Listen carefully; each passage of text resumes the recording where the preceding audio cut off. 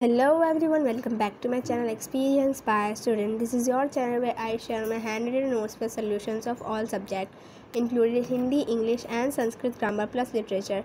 And I also share strategy to crack competitive exam which I already cracked. Plus videos of all the notes and solutions are in the I button and the description box. You can see that also.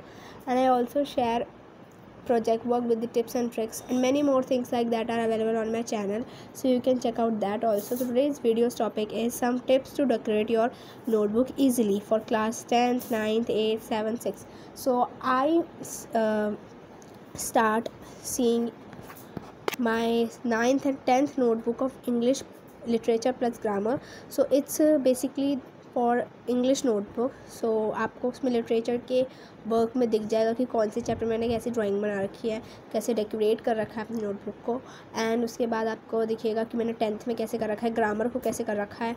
और इसी तरीके से मैं आपको हिंदी की भी लेके आऊँगी, and then science, and then maths, and then Sanskrit and social science also.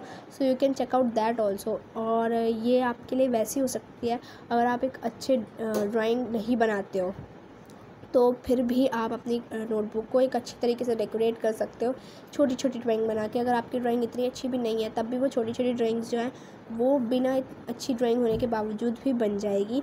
और अगर आप अच्छे ड्राइंग करते हो तो आपको तो बहुत अच्छी लगेगी. और अगर आप डेकोरेट नहीं करते हो अपनी नोटबुक को मेरी तरह, अगर आप मेरी फ्रेंड की तरह एकदम सिंपल नोटबुक रखते हो बट आपको प्रोजेक्ट वर्क में अपना काम दिखाना होता है, तो प्रोजेक्ट वर्क में भी आप ऐसे ही कर सकते हो जैसे कि मैंने नोटबुक बनाते हुए किया है. So it's really a very helpful video for you as the motto of decorating item.